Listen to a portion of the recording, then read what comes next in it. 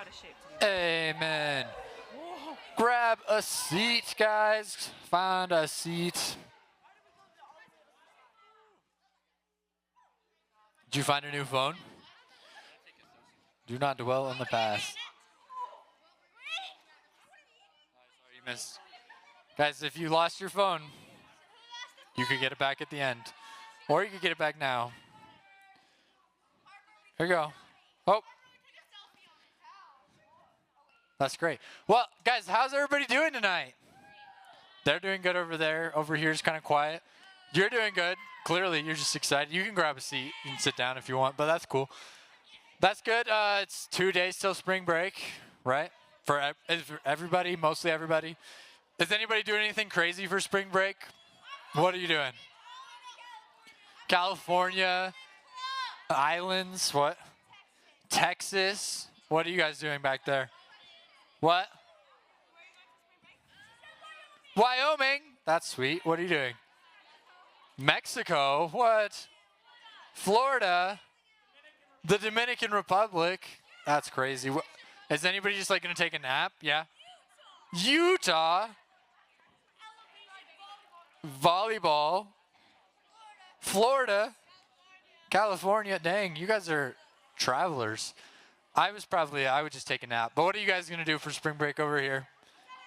Tennessee. What? Hang out with your friends?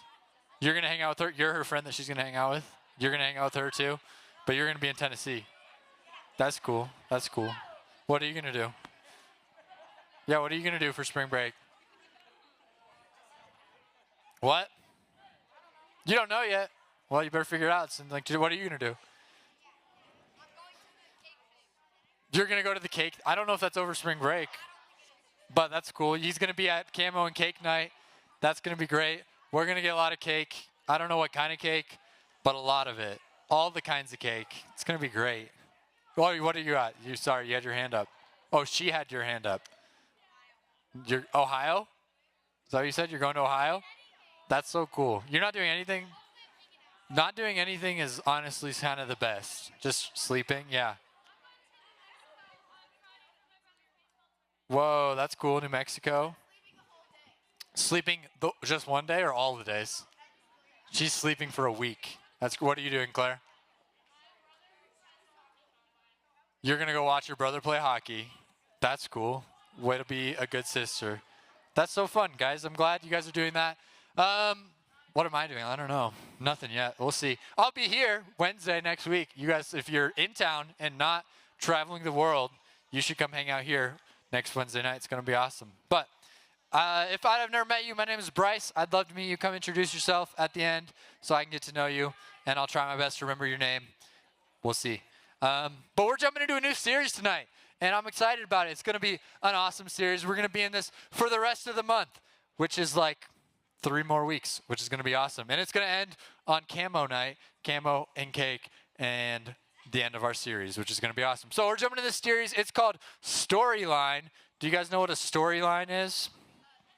No, some of you. It's a story, yeah. A storyline is kind of like the plot of a story, right? Like the line that the story follows, right? So some stories are like very like flat and boring. Some stories are like really exciting and then sad and then really exciting and then sad.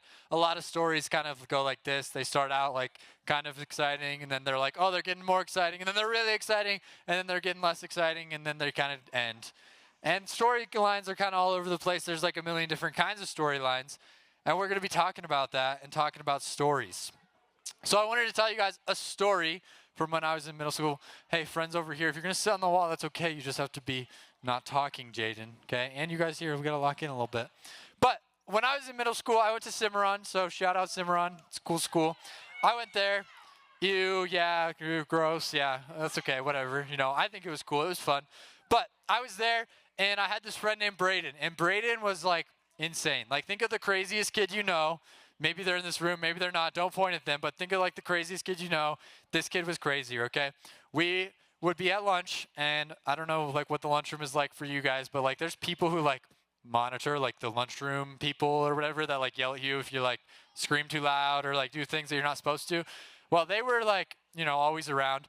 But then we had a bunch of microwaves, and then there was like the little cafeteria and like all the stuff. And so we would have lunch with all the like all the sixth graders in the school would have lunch at the same time or whatever. And so I'm pretty sure we were in sixth grade, maybe seventh, and we were at lunch.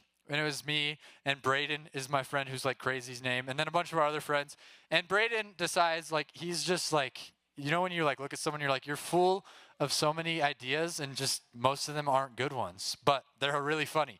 He took this like big ball of tinfoil because he had like lunch, and then he also had a bag of chips, and he was like, you know what, this is going to be a great science experiment. We're going to throw this in the microwave and see what happens. So he goes to the microwave, and he's like a smart guy. Like, I mean, even though he's like obviously not the smartest, he's pretty smart. He like waits for the lunchroom people to not be paying attention, and he sneaks over and he puts it in there. And he puts it on for like 2 minutes, which if you don't know about microwaves, you're not supposed to put tinfoil in. I'm not like a scientist or an engineer, but I think the smarter people in the room, like Mark or Andy, could tell me that's probably not good, right? Yeah, you don't want to do that. He puts it in there, and then he hits start, and then like he walks away super fast and like gets back to the table before anything really starts to happen. And he's just like calm and sits down. You know, he's smart enough not to like run because that would create a scene. But he just sits down, and then this microwave just kind of starts sparking.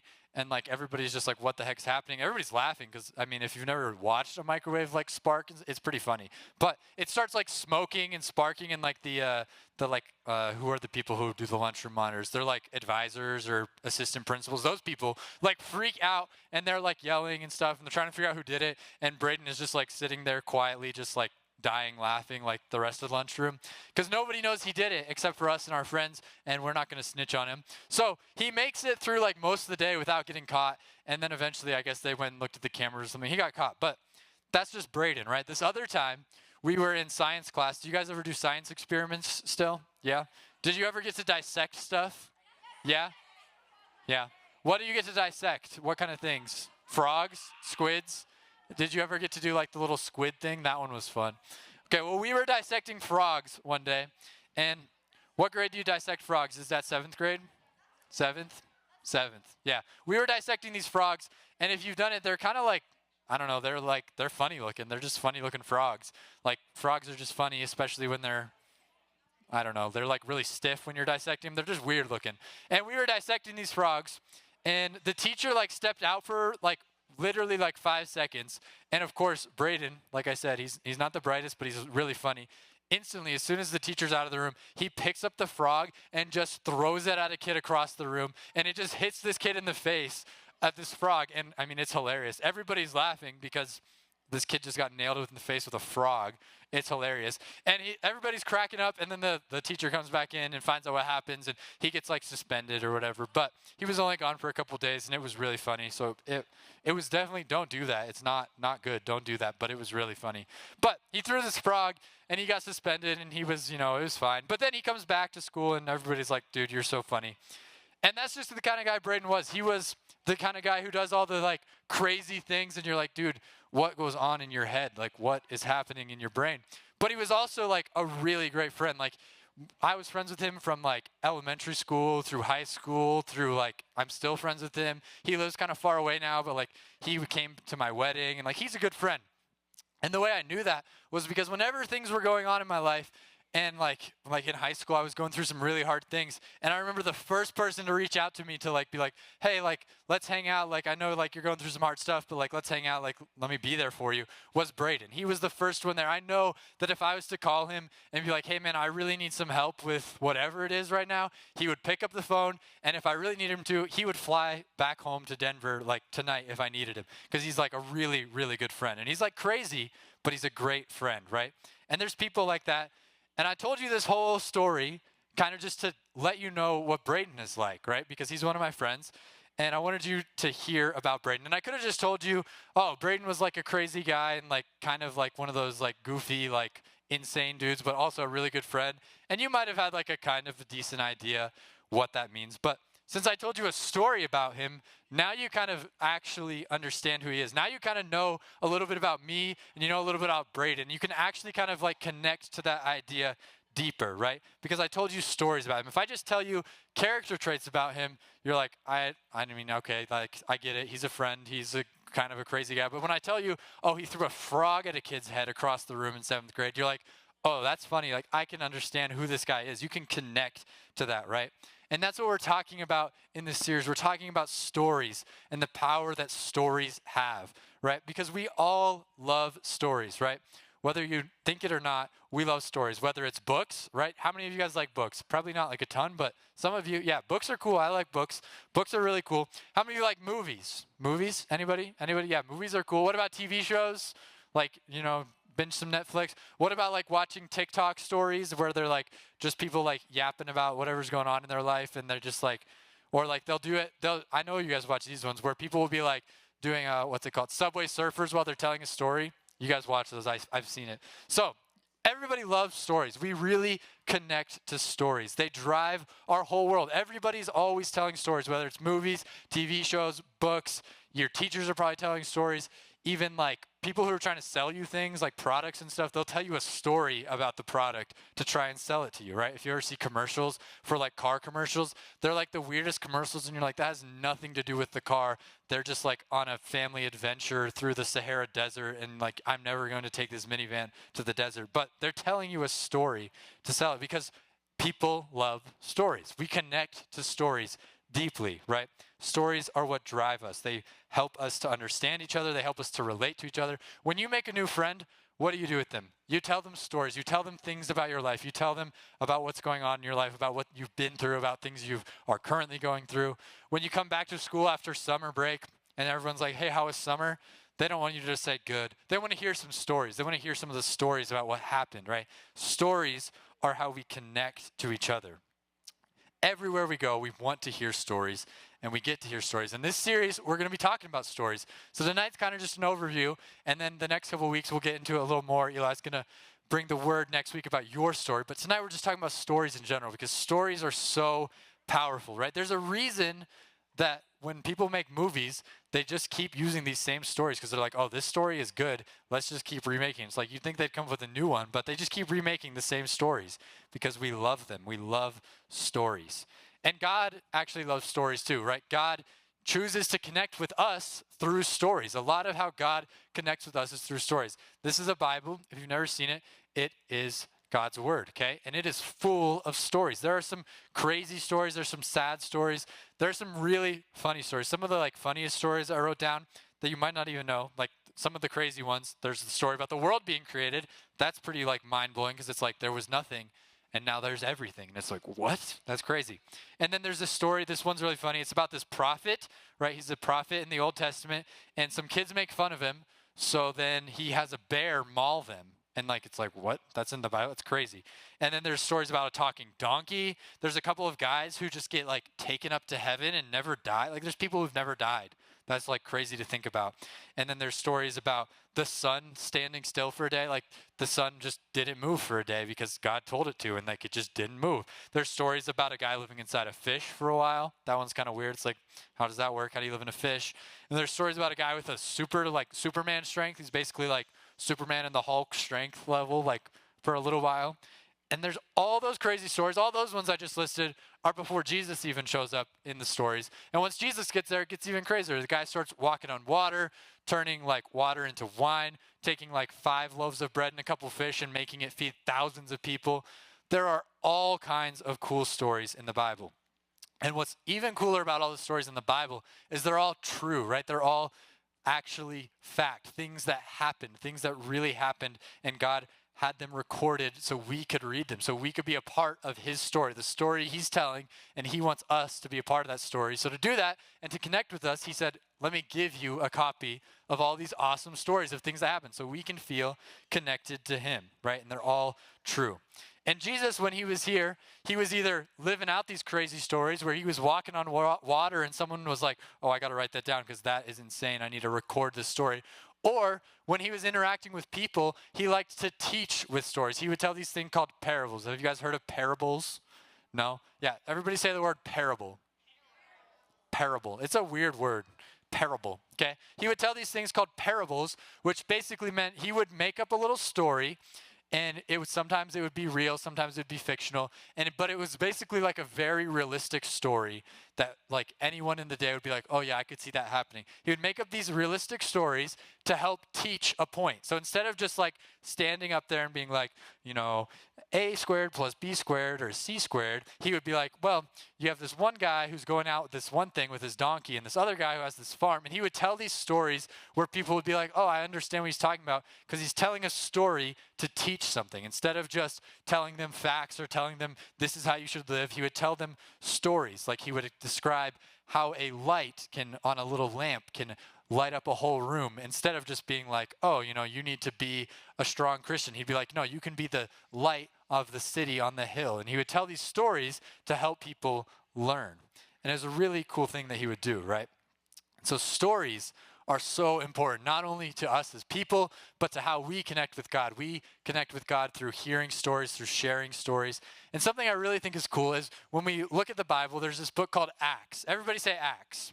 Acts. Okay, Acts is the story of the church, right? The story of how the church started. After Jesus resurrected from the grave, Acts picks up there after Jesus goes up to heaven, and it starts telling the story of how the church started to form. The church, which came all the way to what you guys are in today, how the church started to form is what Acts is about. And in Acts, the first few chapters record like what the early church was doing. And a lot of what they were doing revolved around stories. So we're going to check out a couple of these verses, just a couple ones real quick, to just see what the early church was doing. So check out Acts 2 on the screen. Here we go.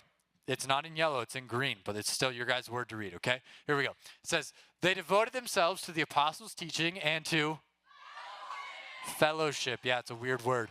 To the breaking of bread and to prayer. Everyone was filled with awe at the many wonders and signs performed by the apostles. This verse, we talk about it in churches a lot because it is what the early church was doing. It says they were devoting themselves to the apostles' teachings, which the apostles' teachings, that sounds kind of weird. It's just the teachings that Jesus gave to his disciples, and they were passing them along.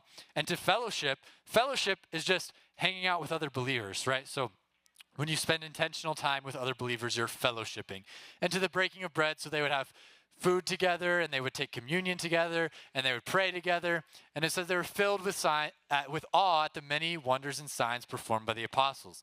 So how would they know about these signs? It's because they were sharing stories. They were sharing what was going on. They were sharing what was taught to them. That's what the apostles were doing. They were sharing about these stories of things they had experienced with Jesus. And the rest of them were coming together, and they were having a meal, and they were sharing about these different things that they saw. And that's what the church was built off of. It was built off of a bunch of people coming together and sharing their different experiences with Jesus and sharing what they were learning. Okay? And then a couple chapters later in Acts 4, we're going to check out this next one. So the apostles are continuing to go on and build this church. And here it is. It says, with great power, the apostles continued to. That was kind of weak. You guys over here did good, but we're going to try that again. With great power, the apostles continued to. Much better. To testify to the resurrection of the Lord Jesus, and God's grace was so powerfully at work in them all. So what this is saying, to testify means to share something, right? To share about something, to stand up before others and say, this is what I saw, this is what I experienced. They were standing up and sharing their stories. They were standing up and sharing what they had seen Jesus do. Or for those of them who maybe didn't see Jesus do it, they were standing up and saying how Jesus had impacted their life. They were standing there testifying to these things that they had seen. They were sharing stories with each other. And I think it's so cool. And then there's another, we're going to jump ahead now. Right now we're in Acts, which is like the start of the church, right? And then there's this book at the end of the Bible called Revelation. And Revelation is kind of talking about the end times, and it's talking about like the future, right? It's things that haven't happened yet. And in this, there's a really cool verse I want to check out where it's talking about how God triumphs over evil, right? And we're going to check this out together in Revelation. Okay, so God's talking about how we're going to triumph over evil, how he is going to win ultimately. He says they triumphed over him being the evil one, Satan. They triumphed over him by the blood of the Lamb, that's Jesus, the blood of the Lamb, Jesus, and by the word of their testimony. They did not love their lives so much as to shrink from death. So they win. In the end, they're saying they win because the blood of the Lamb, which is Jesus, and the strength of their testimony, of them sharing with each other about what they've experienced, with people, with Christians sharing what they've experienced, sharing what they've seen, sharing who they believe Jesus to be, sharing their interactions with Jesus by the testimony, right? Testimony is just sharing a story. When someone's like, oh, what's your testimony? It means, what's your story with Jesus? What's your story? What has Jesus done for you, right? And so the main idea that I wanted you guys to just kind of hold on to tonight, and then we're going to kind of unpack it a little more for us next week, is that number one, stories have power, right? Stories have a lot of power. Those stories that they were sharing, that first church, when they were sharing these stories about what Jesus did, them sharing stories over 2,000 years ago ultimately led to you guys sitting in a church today. Because if they didn't share those stories, the church wouldn't exist. We wouldn't believe in Jesus. None of that would have gotten passed down. But stories have power, and them sharing those stories had power. And the second thing is that stories are how we connect. Okay, stories are how we connect with each other, right? When I want to connect with someone, I want to ask you about what's going on in your life. I want to hear about things happening in your week. I want to hear stories about what's going on in your life. And when I want to connect with you, I'm going to share stories, right? Just like when we want to connect with God, we read his stories. We hear about his stories and what he has done and what he's going to do. Stories are how we connect. They're how we connect with one another. They're how we connect with God. They're how we connect with ourselves. Even understanding your own story is a really great place to start to connect with yourself. They're so important. Stories are so, so important. So that's why we're jumping into them in this whole series, and we're going to be talking about the importance of your story and how to share your story. But that's what I want you guys to think about tonight. We're going to close out here in a minute, and we're going to go into another song of worship, and we're going to spend some time just praising Jesus for who he is and praising him for the fact that he had that story to share, that he lived a story that was worth sharing, that his story has power, and that because of his story, we have these stories to share ourselves, right? And I want you guys to think about how important stories are in your life, right? I know for me, stories have been huge, right? Whether it's been the things I'm interested in, right? And like the books and movies and stuff, all the way to the people I know and the people that I'm friends with. Stories are what we connect over. And the more that we start to connect with each other and the more we start to share these stories, the more we can start to come together as a community, right? Because then they were talking about that early church. It sounds really cool, right? They were fellowshipping together. They were sharing these stories. They were hanging out with one another. They had community. So they had all things in common. They were just really tight-knit community. And it was because they shared stories and connected with one another. And that is my hope for us. So we're going to spend some time just praising Jesus and thanking him for his story and for our stories and for how that all connects and how he connects with us through stories and how he's such a personal God that he knows how we like to connect. He knows that, and that's why he chose to make sure we had his word to connect with his stories. So we're going to pray, and then we're going to get into this last song of worship. Bow your heads and pray with me. Dear Lord, thank you for this night. Thank you for just bringing us all here together.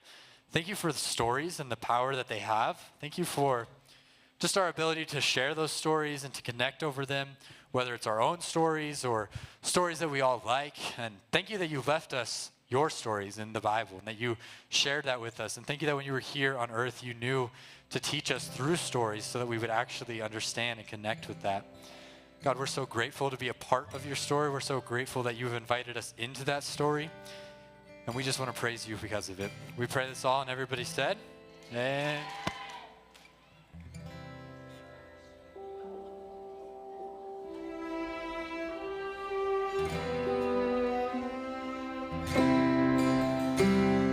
Something isn't adding up. This wild exchange you offer us. I gave my words, you gave your blood. Seems hard to believe. You're telling me you chose the cross. You're telling me I'm worth that much. Well, if that's the measure of your love, how else would I see? But completely, deeply sold out to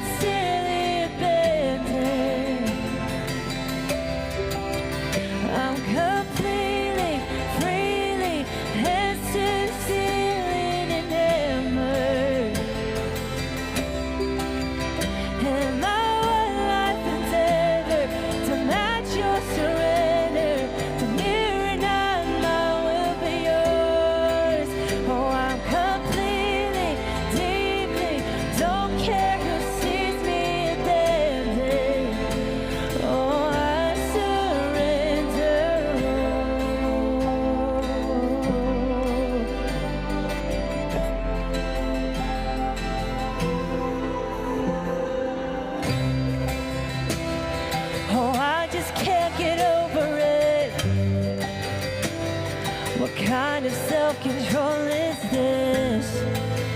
You had angels at your fingertips, but on the cross you remain. Oh, I can't repay the kind of love, but I can praise with everything I've got.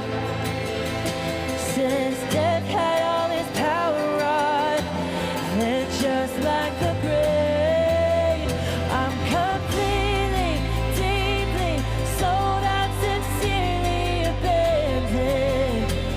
Oh, I'm completely, freely, hands to the ceiling, enamored.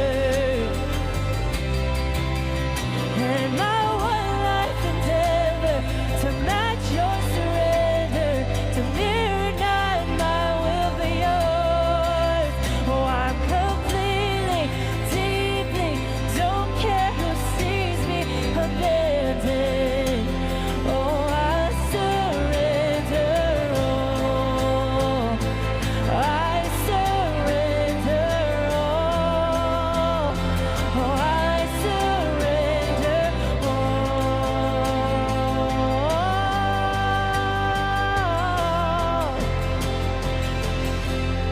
The whole of my heart, the best of my soul, each phase of my life, each breath in my lungs, consider it yours, Lord. Consider it yours, Lord. The failures I hide, the victories I told, each battle I fight, each crown that I hoard, consider it yours, Lord. Consider it yours, Lord. All the glory forever, the grave that you won, the praise of the heaven, kingdoms to come. Consider it yours, Lord. Consider it yours. And I'm completely, deeply sold out, sincerely abandoned. Oh, yeah, I'm completely, freely, hands to the ceiling, enamored. And my one life endeavor to match your surrender, to mirror not my will but yours. And I'm completely, deeply, don't care who sees me abandoned. Oh, I surrender all. I surrender all. Yes, I surrender all.